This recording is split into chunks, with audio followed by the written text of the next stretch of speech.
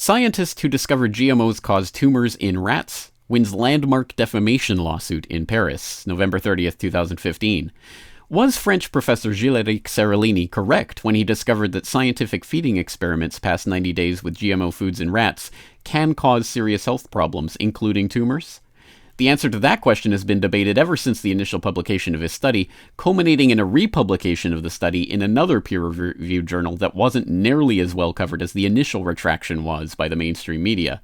Now, Professor Seralini is in the news again, this time for winning a major court victory in a libel trial that represents the second court victory for Seralini and his team in less than a month. Alright, what on earth is this all about? For those who are joining this story in medias res, this is Professor Gilles-Éric Seralini, who published a landmark feeding study regarding GMO corn and Roundup Ready herbicide in 2012 in an article in the Journal of Food and Chemical Toxicology. Now, the details of that study and how it came to be retracted are in this video, this eye-opener report that I did in December of 2013 called Genetic Fallacy: How Monsanto Silences Scientific Dissent. Of course, this is going to be linked up in the show notes. Please go and watch this video if you don't know about this trial or about this study and then its subsequent retraction and why that retraction was bogus. This is a very important report, and I'm not just blowing my own horn here. This is a report that actually won a Project Censored Award last year. I never really mentioned that, so you might not know it, but yes, this is, I think, one of my most important reports on this subject, so I hope you will go and take a look. Of course, the transcript of this is also up on my website under Genetic Fallacy, so let's just read a little bit about this study, Long-Term Toxicity of a Roundup Herbicide and a Roundup-Tolerant Genetically Modified Maize. The researchers followed 200 rats over 2 years, divided into 10 groups each of 10 males and 10 females. 3 of the groups were fed Monsanto's patented NK603 GMO corn alone. 3 groups were fed the corn treated with Roundup herbicide, 3 groups were fed Roundup treated water but no GMO corn, and a control group was fed neither GMO corn nor Roundup herbicide. The team's results indicated that the rats fed the Roundup or the GMO corn, separately or combined, were more likely to experience a range of ill health effects than the non-GMO control group. Tellingly, the adverse health effects did not start to appear until the 4th month of the study, while a previous industry-sponsored feeding trial on the same corn variety only lasted 3 months. That study did find signs of toxicity as well, but these results were dismissed as not biologically meaningful. Alright, I'll let you continue reading about how ultimately this study came under immediate fire from the usual suspects in the industry-funded lobby groups, and ultimately the Journal of Food and Chemical Toxicology retracted the study, but not retracted it based on its own published guidelines for its principles for retraction, i.e. clear evidence that the findings are unreliable due to misconduct or error, plagiarism or redundant publication, or unethical research. No, none of those. They came up with a new criteria. Mainly, they found that no evidence of fraud or intentional misrepresentation of the data, and the results presented were correct, or not incorrect, but were inconclusive. So, on the basis of inconclusiveness, they retracted that study, which again is a double standard, as I go on to note, that is only applicable apparently to critics of the GMO industry in general and Monsanto products in particular.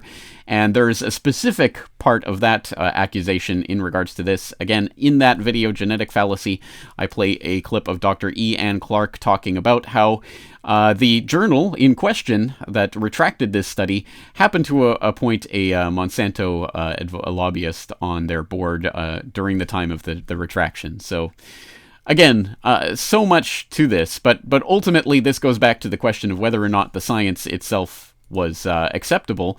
And basically critics of the study argue, well, those rats are prone to those types of tumors, so they're not good for this type of study and blah, blah, blah. But this still represents fundamentally a double standard used in evaluating GMO safety studies. And the pro-GMO industry can get away with inconclusive studies as long as they are on the GMO industry side. But as soon as an independent scientist tries to do the exact same type of study, the exact same setup, well, if they have results that are the same as the GMO-funded studies, they get retracted, like Seralini. So this story comes from InScienceCensorship.org. which says, an example of an inconclusive study that has not been retracted from FCT, the Food and Chemical Toxicology Journal, is the Monsanto study on the same GM maize variety that Seralini tested. This study used the same strain of rat and analyzed blood and urine samples from the same number of animals as Seralini used in total. Crucially, however, the Monsanto study was only 90 days in duration. Thus, it was terminated a month before the more obvious pathologies began to appear in the Seralini study. Nevertheless, the data in the Monsanto study show statistically significant differences in multiple organ functions between the GM and non-GM feeding groups, which the Monsanto authors dismissed as not biologically meaningful without proper scientific justification. As a result, and of great importance from a public health perspective, this GM maize was passed by regulators as safe to consume on a lifelong basis, despite the fact that the Monsanto study was only 90 days in duration and contained scientifically questionable claims of statistically significant findings being termed as not biologically meaningful. In fact, the Monsanto data as presented are inconclusive. Applying the same criteria to the Monsanto study as were used to evaluate and retract the Seralini study, the Monsanto paper should also be retracted, as it was too inconclusive, in its findings.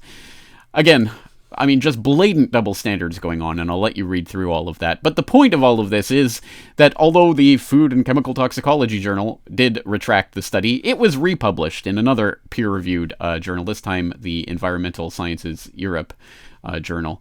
So, again, this was republished with an addendum of comments regarding the criticisms of the first study. So that is there. It's an open access journal, so you can access this freely and read through it yourself. And I suggest you do so. But as this article pointed out, somehow, for some reason, the republication of this study in the peer-reviewed literature did not seem to get any traction in the mainstream media, although the initial retraction of this study got a lot of attention in the MSM. Oh, look, this crazy anti-GMO scientist with his vendetta against GMOs, his study has been retracted for bad science. Well, of course, again, when you look into it, it's a ridiculous claim, and then it was republished anyway, but you never heard about that. Well, now he has won a couple of court cases on this. The first one that they note here in this article, on November 25th, the High Court in Paris indicted Marc Fallus, the former chairman of France's Biomolecular Energy Commission, for forgery and use of forgery. And according to Seralini, this relates to the signature of a scientist whose name was used without his agreement to argue that Seralini and his coworkers were wrong in their studies on Monsanto products, including GM corn. So basically, this Biomolecular Engineering Commission chair for France slandered Seralini using a forged name of a scientist. He is expected to be sentenced for that crime in June of 2016. And this is the second court case that Seralini has won in the last month. The other one, you can find details here. Seralini's team wins defamation and forgery court cases on GMO and pesticide research. It notes that in September 2012, an article written by Jean-Claude Jaillet in Marianne magazine said that researchers around the world had voiced harsh words about the research of Seralini and his team on the toxic effects of a GMO and Roundup over a long-term period, research that was supported by the independent organization CREGEN. The journalist wrote of a scientific fraud in which the methodology served to reinforce predetermined results. But Seralini and his team and CREGEN challenged this allegation in a defamation lawsuit. They were assisted by notaries, blah, blah, blah. On 6th of November 2015, after a criminal investigation lasting 3 years, the 17th Criminal Chamber of the High Court of Paris passed sentence. Marianne magazine and its journalist were fined for public defamation of a public official and public defamation of the researchers and of CREGEN. So, some court successes going on here, defending Seralini and his name and reputation, but perhaps too little too late, because in the minds of many who heard anything at all about this study, they probably only heard that it was retracted and thus not really that important. Well, that is a lie. It is being shown and demonstrated to be a lie, but not in the MSM, that of course is not going to publish things that are in opposition to their cushy advertising dollars from their Monsanto clients. No, it's up to us to continue to get the word out about this. So there's lots of information here that, again, I'll put in the show notes. Please do start with this genetic fallacy video and work your way out from there. And if you know about all this information, excellent. But as always, I guarantee you there are people in your life who do not. And if you bring up something like this feeding study showing these tumors in these rats, you're probably going to be confronted with people saying, oh, that study was retracted. Well, you can use this information to show those naysayers in your life why they are wrong. And hopefully we can continue to learn our way forward in all of this. Again, this is an exceptionally important story, and it goes to the heart of the types of scientific frauds that are perpetrated with the aid of various organizations that don't want the truth coming out. We are here to help that truth get out, so you are part of that fight. Please help spread this information. James Corbett, CorbettReport.com.